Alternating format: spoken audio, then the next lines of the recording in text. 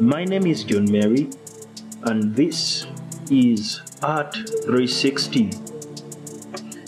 As we continue to understand the arts organizations in Uganda today, or yesterday, well, even tomorrow, if I have psychic powers, we shall also go over some of the challenges and issues they face. These are things I observed firsthand during my time working in the arts sector.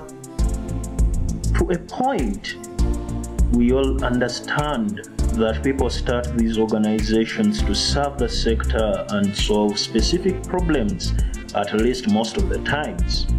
However, this is only how the founders, CEOs, and pioneers view the matter. But often, the community of artists has different opinions, perceptions, and expectations from these initiatives. Among the many arts organizations in Uganda is Bahimba Foundation, with a focus on uplifting the arts and culture in Uganda through cultural exchange and creativity.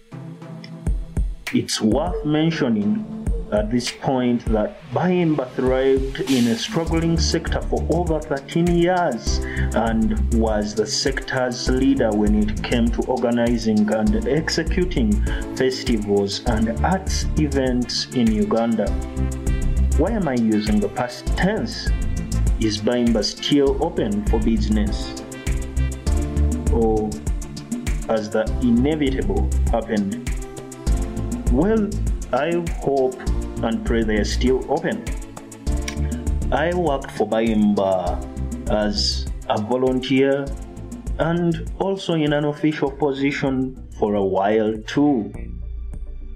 In the past, Bahimba organized festivals and trainings before it settled in the capital city to execute just one major festival each year.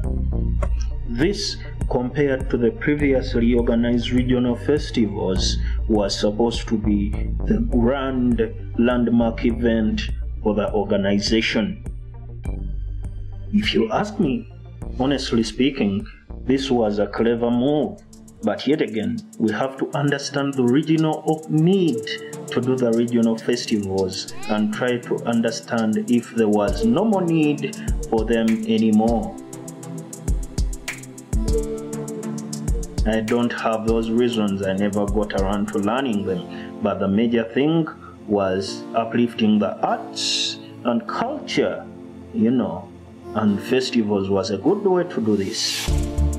However, also from a business perspective, we also need to acknowledge that organizing and executing festivals in a country like Uganda isn't a bed of roses.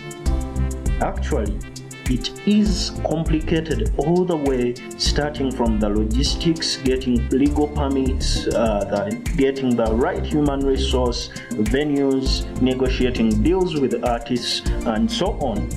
Hopefully one day we're going to have the former programmer for Bahimba Foundation telling us about his experience.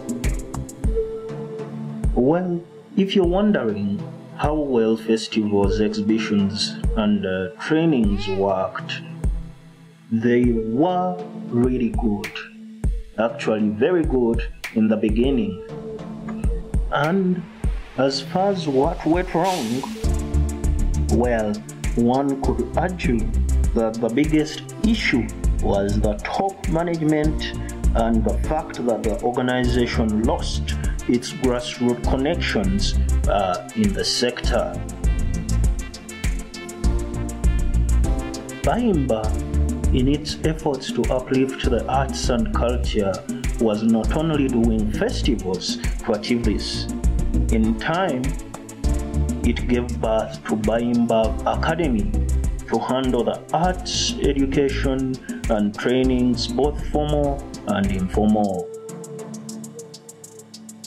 Well, on top of this, there were the other arts companies Bahimba partnered with or is partnering with to make a balance of development across the sector countrywide.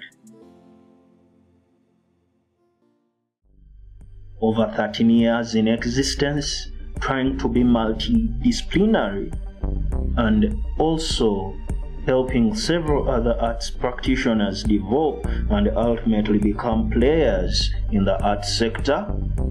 I think Bayimba grew too big for its own good.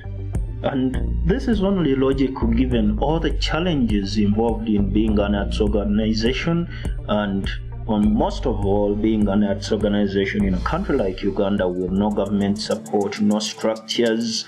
The sector is fake it until you make it kind of a sector. I'm sorry to say, but this is the sad truth. Arts practitioners' expectations grow over time, and they start to question the approaches and relevance of programs initiated by organizations like Bayimba and the rest. Well, we talked about Batalo, Tebele, and Mirege in the previous episodes. But, well, as they question such organizations, this is not all. The arts in Uganda also have evolved and become a highly politicized kind of venture at all levels, starting with arts organizations, collection societies, among others. What makes matters even worse is that the country now has former artists turned politicians in the parliament doing nothing for the arts or the arts organizations. This only made top management of the country neglect the sector during the 2-year lockdown. While arts organizations and practitioners in other countries in the region, even in other parts of the world, had support from government and humanitarian organizations during the lockdown, artists in Uganda continued to suffer, organizations continued to close down and stop operation simply because there was no structural support. Well, it's true what they say, when the prey changes its hunting grounds, the hunter follows too. To thrive in the difficult times of lockdown, some arts organizations have evolved and ultimately shifted their focus from fueling and growing the sector to rather maintaining social status and relevance. I would say keeping up appearances, but that would be rude.